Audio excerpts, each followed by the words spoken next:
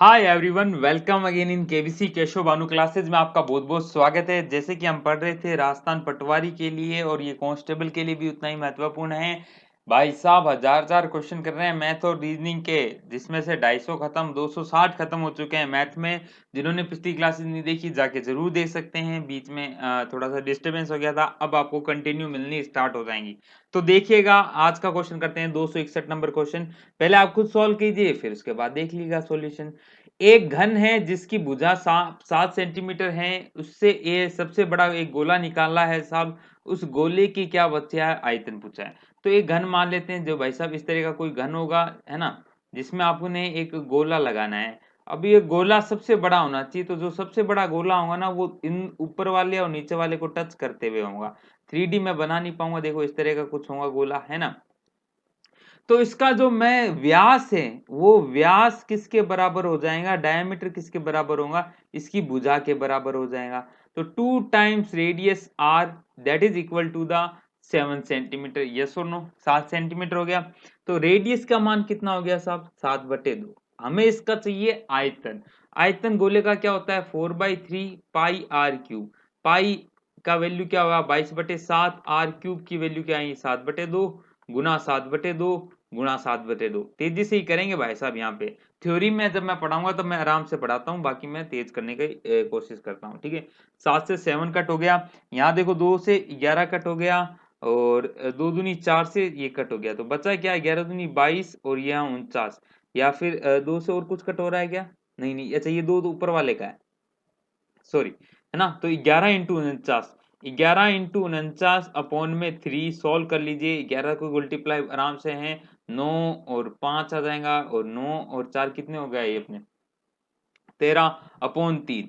तो ये देखो 18 18 54 के आसपास आएगा, यानी 18 के आसपास आएगा। तो 180 के आसपास आंसर आना चाहिए। देखो अब पूरा नहीं निकालना, में हमें ऑप्शन मिले तो हम पूरा क्यों निकालें। अब देखो आपको ऑप्शन भी कितने प्यारे मिले, 718, ये तो हो ही नहीं सकता।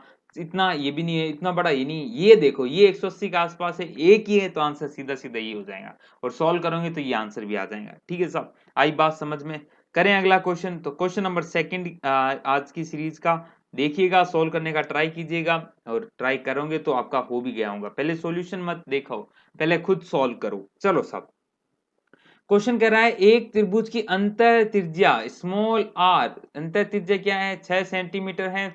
भुजाओं का योग कितना है, यानी ए प्लस बी प्लस सी कितना है, 50 सेंटीमीटर है, 50 सेंटीमीटर है। तो आपसे पूछा है क्षेत्रफल क्या होता है। तो अंतर त्रिज्या का जो फॉर्मूला होता है वो क्या होता है साहब, delta upon S. Delta upon S, S क्या है यहाँ पे, डेल्टा अपॉन एस, एस क्या है, अर्ध परिमाप ए प्लस सी प्लस बी/2। तो आर कितना हो गया, आर हो गया भाई साहब, आर हमें 6 दिया हुआ है, डेल्टा में निकालना है। क्षेत्रफल होता है, डेल्टा क्या है, क्षेत्रफल, ठीक है। और एस की वैल्यू क्या होगी, इसका हाफ यानी 25। तो डेल्टा की वैल्यू क्या आएगी, 25 × 6, आंसर कितना आ गया, 100, 150। आंसर आ गया 150। ऑप्शन है क्या, option number A, 150 centimetre square will be the क्षेत्रफल of this question. I hope समझ में आ गया होगा। अगला क्वेश्चन देखो, वो भी एकदम अच्छा क्वेश्चन है, सिंपल क्वेश्चन है, करने की कोशिश करो, बना भी लिया होगा। किसी धन के लिए, कोई धन है, उसके 3 साल का साधारण ब्याज आपको दिया हुआ है 240 रुपए, तथा उसी धन के लिए उसी दर से, सेम रेट है साहब, 2 वर्ष के लिए चक्रवृद्धि ब्याज 170 रुपए दिया हुआ है। आपसे पूछा क्या है, आपसे पूछा है दर ही पूछिए वो, ठीक है साहब। तो पहली बात तो ये कि साधारण ब्याज हर साल बराबर बराबर रहता है, उसमें कोई चेंज नहीं होता। और चक्रवृद्धि ब्याज बढ़ता रहता है हर साल। क्यों बढ़ता है, क्योंकि ब्याज पे ब्याज, ब्याज पे ब्याज लगता रहता है। तो 3 साल का जो साधारण ब्याज 240 रुपए है, तो मैं कह सकता हूँ 1 साल का कितना होगा, 240/3 यानी 80 रुपए। तो 1 साल का 80 रुपया हो गया, ठीक है साहब। अब देखो 2 वर्ष का चक्रवृद्धि ब्याज कितना है, 170 रुपए। मैं फर्स्ट ईयर बात करूं, फिर मैं सेकंड ईयर बात करूं, तो फर्स्ट ईयर का ब्याज कितना होगा, 80 रुपए, और अगले साल का भी कितना होगा, 80 रुपए। पहले साल तो 80 रुपए ही होगा, पहले साल तो 80 रुपए ही होने वाला है, क्योंकि पहले साल चक्रवृद्धि और अपने क्या नाम है, साधारण, दोनों समान होते हैं। क्यों, क्योंकि ब्याज पर ब्याज लगता है। तो पहले साल तो कोई ब्याज ही नहीं है, मूलधन पे ही लगेगा दोनों केसों में। परंतु दूसरे साल में वो तो ब्याज आएगा ही आएगा जो मूलधन पे लग रहा है। प्लस साथ में क्या आएगा, इस पे भी और ब्याज आएगा, इस 80 पे भी ब्याज आएगा। वो कितना है, वो हमें पता है कितना है, 10 रुपए है। क्यों ऐसा, क्योंकि 80 और 80 160 हो गए और ब्याज टोटल है 170, तो बचा कितना, 10 ही तो बचा। 8 80 80 160 और 10 70 है ना, 170, तो 10 बच गया। तो हमें ये पता करना है कि ये 10 आया कैसे, ये इस पे ब्याज है, 80 पे ब्याज है। तो 80 पे कितना प्रतिशत, x प्रतिशत ब्याज लगा, जो हमें 10 रुपए मिले हैं, तो ब्याज प्रतिशत निकल जाएगा। इस जीरो से इस जीरो काट दो, x की वैल्यू क्या आएंगी, 100/8 यानी 12 सही एक सॉरी 12.5% है ना, 12.5% इसका आंसर आ गया। आई होप समझ में आ गया होगा। इसी चक्रवृद्धि ब्याज पे ही अगला जो क्वेश्चन है वो करने की ट्राई कीजिए। इसको फॉर्मूले से भी कर सकते हो, मैंने फॉर्मूला बताया अभी है कई बार, चलो फिर भी बिना फॉर्मूले भी कर सकते हो आप उसको, जैसे आपकी मर्जी है वैसे करो। यदि कॉन्सेप्ट क्लियर है तो फॉर्मूले की याद करने की कतई जरूरत नहीं है। कॉन्सेप्ट क्लियर होता है तो टाइम भी बच जाता है, ऐसा कोई नहीं है कि टाइम ज्यादा लगेगा। फॉर्मूला याद हो तो और भी बेटर रहता है। ठीक है साहब, करें बात। किसी धन के लिए 10% की दर से 2 वर्ष का चक्रवृद्धि ब्याज व साधारण ब्याज का अंतर 40 रुपए है। तो ब्याज या वो धन ज्ञात करो। देखो दर दी हुई है, पहले साल तो कोई ब्याज में अंतर ही नहीं आता, फर्स्ट साल तो नो अंतर, दोनों ही सेम है। जो अंतर आएगा वो सेकंड साल में ही आएगा, और वो अंतर कितना है, 40 रुपए है। और ये 40 रुपए भी अंतर कितना आएगा, जो ये ब्याज है पहले साल का उस पर 10% ही, तो क्या है ये 40 रुपए। यस और नो, ब्याज पर ब्याज जो लगता है वही 2 सालों में अंतर आता है। तो देखो पहले साल में ब्याज कितना होगा, मैं मान लेता हूं x रुपए था, x का 10% आपको पता है कितना है, 40 है। तो सोल्व करो तो x कितना आया, 400 रुपए आया। अब ये ब्याज है पहले साल का, साधारण ब्याज मान लो, कोई भी मान लो, है ना। तो 400 रुपए ब्याज है, आपको पहले साल का ब्याज निकालना होता तो आंसर 400 रुपए हो जाता। आपको धन निकालना है, तो 400 रुपए ब्याज कैसे प्राप्त होगा, जो भी धन है आपका p, उसका 10% ही क्या है, 10% ही क्या है, 400 रुपए है ना। तो यहां से निकालोगे तो p की मान क्या आ जाएगा, 4000 रुपए। आपका आंसर आ जाएगा, option number A will be your answer. तो देखा, बिना फॉर्मूले भी कर सकते हो और फॉर्मूले के साथ भी कर सकते हो। जो चीज समझ में ना आए ना, मुझे कमेंट बॉक्स में डाल देना, मैं वापस इस तरह के क्वेश्चन आगे दे दूंगा। साथ में आप थ्योरी की क्लासेस देखो, देखो पटवारी की जो थ्योरी की क्लासेस लगाई हुई है ना, उनमें इस तरह की क्वेश्चन को बड़े डिटेल में समझाया गया है। तो थ्योरी की क्लास देखोगे ना तो आपको सब कुछ समझ में आएगा। क्लास देखने के लिए आप जाओ पटवारी, यदि यूट्यूब पे वीडियो देख रहे हो तो हमारे प्लेलिस्ट पे जाएं, पटवारी सर्च कीजिएगा, उस प्लेलिस्ट में मिल जाएगा आपको पटवारी मैथ नाम से। और अगर फेसबुक पे देख रहे हो तो यूट्यूब पे जाके केशव भानु क्लासेस सर्च करो, हमारा चैनल मिलेगा, उस पे आपको सब कुछ मिल जाएगा। ठीक है साहब, करें अगला क्वेश्चन। अगला क्वेश्चन करते हैं, वो भी अलग सा है, सिंपल सा है, आपने कर भी लिया होगा, नहीं किया तो देखो इधर। किसी धन का 5 साल का साधारण ब्याज 2/5वां भाग है, धन का 2/5वां भाग है। तो आराम से यार, ये तो सिंपल क्वेश्चन हो गया ना। देखो 5 साल का साधारण ब्याज, 5 साल का साधारण ब्याज हमें पता है, साधारण ब्याज का फॉर्मूला भी पता है, PRT/100। ठीक है साहब, SI सिंपल इंटरेस्ट कितना है, 2/5वां भाग है P का। ठीक है, P मूलधन है, R हमें निकालना ही है, और T 5 साल दिया हुआ है, बटे में 100 मारो तो आंसर आ जाएगा। इसको इससे कट करेंगे तो 20 बार कट जाएगा, और 4 बार कट जाएगा, तो P और P से P कट गया, तो R बराबर 8% आया है।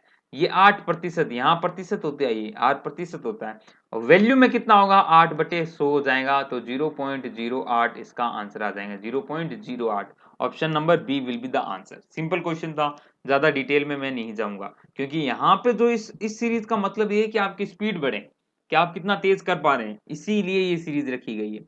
यदि कोई व्यक्ति विक्रय मूल्य को 60% से घटा देता है तो क्रय मूल्य पे 10% की हानि होती है, तो प्रारंभिक लाभ बताओ। देखो केस दो हो रहे हैं, तो एक कॉस्ट प्राइस होते हैं, एक सेलिंग प्राइस होता है, केस फर्स्ट और केस सेकेंड।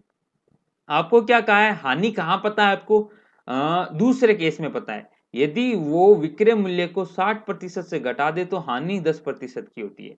हानि 10% की होती है, यानी 100 में खरीदता है तो 90 में बेचेगा, तभी तो हानि 10% की होंगी। ठीक है सर, हमने पहले केस में, दूसरे केस में बना लिया। अब जो दूसरे केस का और पहले केस का कॉस्ट प्राइस है, उसमें कोई चेंज नहीं किया है, तो यानी कॉस्ट प्राइस तो 100 रुपए ही है, परंतु विक्रय मूल्य में जरूर चेंज हुआ है। विक्रय मूल्य में क्या हुआ है, जो यहां एक्स होता मान लो, तो यहां से 60% घटा के जो मिलता वो 90 है है ना। किसी व्यक्ति विक्रय मूल्य को 60% से घटा देता है तो 60% से घटाने के बाद जो मिलता है वो 90 है। यानी जो विक्रय मूल्य था पहले वाला उसका 40% ही तो है 90। देखो 60% घटा दिया तो बचा कितना, बचा मेरे दोस्त 40%। या तो x माइनस एक्स का 60% करो तो भी ये वही आंसर आने वाला है, या सीधा सीधा सोच लो 60% घटा दिया तो बचा कितना 40%। ठीक है साहब। तो देखो 40% सॉल्व करते हैं तो ये इससे कट हो जाएगा, और कुछ होगा क्या कट, ये आ जाएगा अपने ये इससे भी कट कर लो यार 2 बार और ये 5 बार। तो ये कितना हो गया, x बराबर कितना आ गया 90 इंटू 5 450, या इसको यहां से कट करो ना, ये 45 बार कट हो जाएगा। देखो 0 0 काटा 5 45, 45 इंटू 2, अब 45 into 5 will be your answer.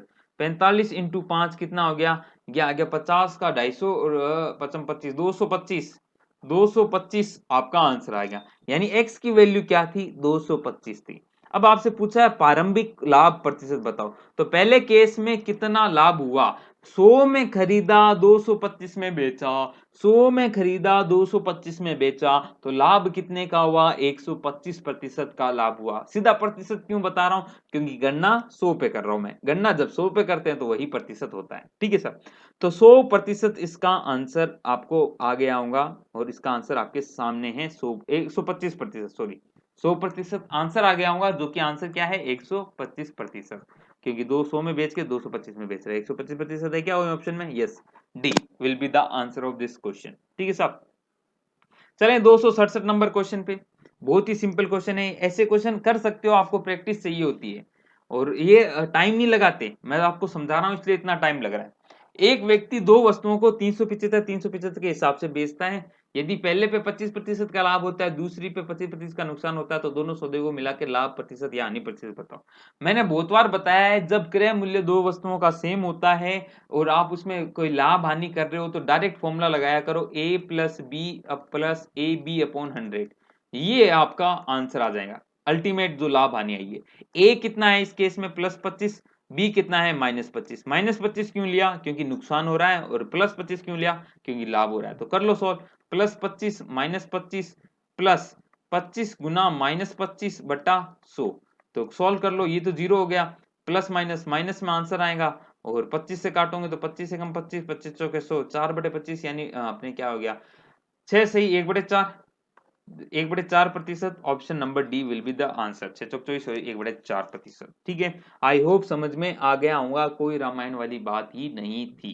ठीक है, चलें क्वेश्चन नंबर 268 देखते हैं। अब 268 भी अच्छा क्वेश्चन है, प्यारा क्वेश्चन है, आप कर सकते हैं। देखो क्या है क्वेश्चन, क्वेश्चन भाई साहब कह रहा है कि भाई एक वस्तु है 240 रुपए में बेचने पर 10% का नुकसान होता है, तो उसे कितने पे बेचें कि 20% का लाभ हो।